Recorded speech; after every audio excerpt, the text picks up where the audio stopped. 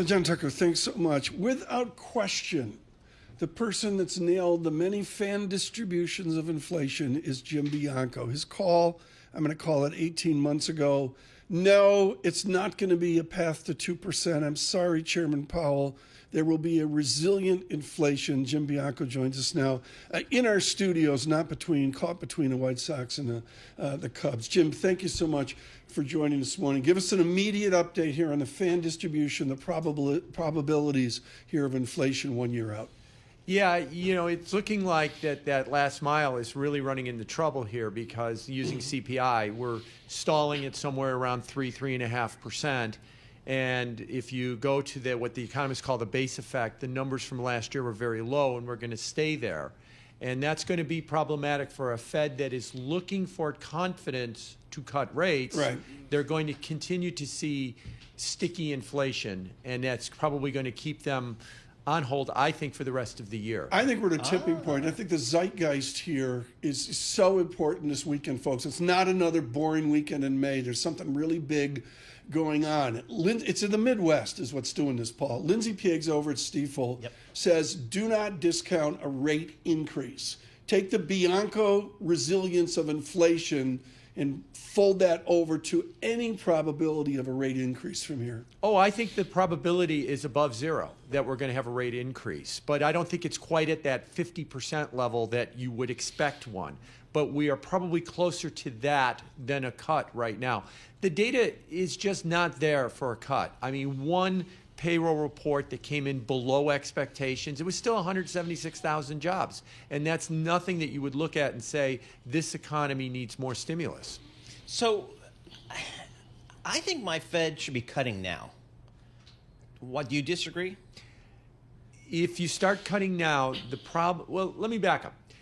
We all have this expectation. Planet, I want to refinance the mortgage on the Jersey Shore compound, but right, okay. Exactly, and this is what I'm going to get at. We have this perception that if the Fed cuts rates, candy falls from the sky, and all good things happen. And so, why wouldn't they do this? Why wouldn't they give us the free candy? If you have an inflation expectation or inflation problem, and you're perceived as not dealing with it and stimulating, if they cut now, you produce higher interest rates. The bond market rejects that kind of thought. If the bond market is totally in on the idea, inflation is done, we're going to 2%, you could cut all you want. So that's the key, or that's the rub that they have to be careful of. You cut when the market is worried about inflation, and you wind up making higher interest rates, not lower interest rates. So what are we doing in the bond market? I think you've been kind of a bond bear-ish. Yes. I don't know. Explain your bond call and how that's changed, maybe. Yeah, so I think we're in a long-term bear market in bonds, meaning many, many years. Bond prices go down, yields go up, okay, and they have been since 2020. But you can also have periods where you can have a big rally in the bond market. I started the year when we were under 4%, saying I thought we would have higher yields that would go to 5% to 5.5%. Well, 470, if you will, I kind of moved to neutral only because most of the move is over. I still think we could probably get to 5% on yields, but I think that at that point it might actually be a good entry point for people that are looking to buy bonds. What does nominal GDP do with a resiliency in yields? I mean, do you just model out a sustained 4% GDP where the haves continue to prosper? Yeah, or maybe even 5%.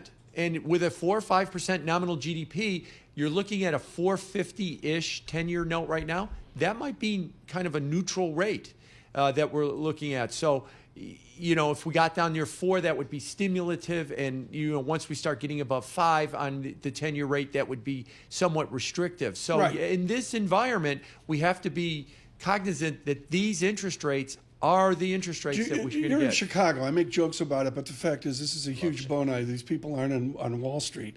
And Jim Bianco, if I look at a 4+% nominal GDP, how does broad America, non-financial America, how do they doing that? Ed Yardeni says it could be the Roaring 20s. Well, let me divide the rest of the country into two parts. Those that are in the upper half of income, they're going to see higher money market rates, and they're going to see higher interest income rates. They're going to make more money because they're going to see more interest income. Those in the bottom half of the country that tend to borrow more, they're going to have to pay more. This is the stress point that we see in the country right now, where the economic data looks good, but if you look at the president's approval rating, it's low because it's still one person, one vote. So people at the top end, they're getting interest income, they're spending. People at the bottom end are paying interest because they've been borrowing, and that's why inflation is such a problem that keeps interest rates up. All right, so if I'm thinking about the credit markets here, do I just jump into a 2-year note here, which I can get at 4.82% from the U.S. Treasury, or do I take some credit risk out there?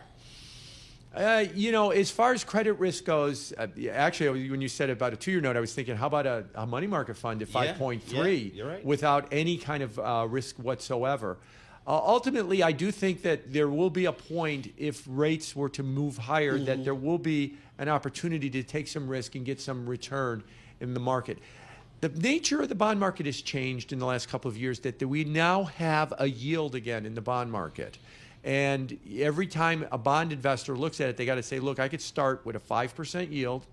And then if I do some stuff around the edges, I could do a little bit better than 5%. If I do it worse, I could do a little bit worse. Then why are we at a record high? I mean, essentially, we're within 1% on any given index of a new high. Why? Because these rates are not restrictive. We look at 5%, and there's a perception that this must be hurting something. It's not. No. Every anecdote I have from corporations is they're loving the environment. Right, and even better, they're getting interest income. Warren Buffett's got $179 million of cash, in which he's making something along the lines of around $10 billion or $8 billion to $10 billion a year in revenue, where $179 billion would have got nothing 3 years ago. I want to save a couple of minutes on this. I did this in my podcast, Single Best Idea, yesterday. Wendy Schiller of Brown University was brilliant. And this is off the Jim Bianco remit, folks, but I'm irresponsible if I don't ask it. We have a Democratic presidential convention in your Chicago this summer. Yes. I have political experts not saying it's going to be a redux of 1968, but the tensions within the country could make for a really difficult tension. How is Chicago getting ready for the convention? Is there a tension out there that there could be a lot of protests? There is a big tension that there's going to be a lot of protests. The number that has been bantered about was that we all remember the 68 convention, that there was something like 5,000 protesters that caused all those problems in 68. And they're talking maybe as many as 30,000 this year in Chicago. And it's going to be a difficult one for a democracy if they have to put National Guard troops on the streets in order to kind of corral that kind of a crowd. But it is a big concern right now. Just from a municipal standpoint, living in Chicago, should I leave for that week is what people are asking me, my neighbors. Wow.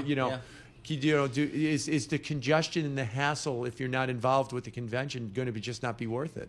Jim, this has been wonderful. Jim Bianco, thank you so much. Live in our studios, usually to the Midwest, the land of Diane Swank, but we're just thrilled that he's here, Bianco Research. I really can't say enough about his call of the year last year on resilient inflation. Paul, 11 out of 10 experts thought Jim Bianco was nuts. Right. And, here we are. The last mile to 2% is difficult. Richard Clarida earlier this week was brilliant on this. He says, we're not going back to 2.00. I don't know what the big thing is about 2.0. I've never really gotten a great explanation. Something 2 to 3%. How unreasonable would that be to live our life? There's a raging debate, but to make it short, we've actually had a period where we were beneath 2%. Yeah.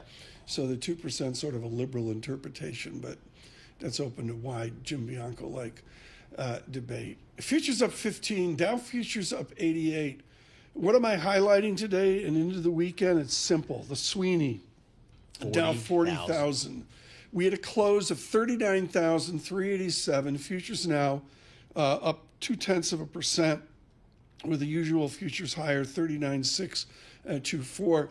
I haven't seen a bull market uncelebrated like this Friday, Paul. Yeah, I simply haven't seen the wall. It's kind of that classic wall of worry that this market seems to be climbing here, and I think the driver over the last, several weeks has been earnings time, pretty solid. To Jim Bianco's comments, the real yield comes in from a 217, 218 to 2.13. You heard him say, yeah, yields are up here, but we are not restrictive. That's a key point as well. The 10-year yield 4.47 percent. We're on Apple CarPlay, Android Play as well, on YouTube. Subscribe to Bloomberg Podcasts, and we're out there. Look for it live and worldwide. This is Bloomberg Surveillance.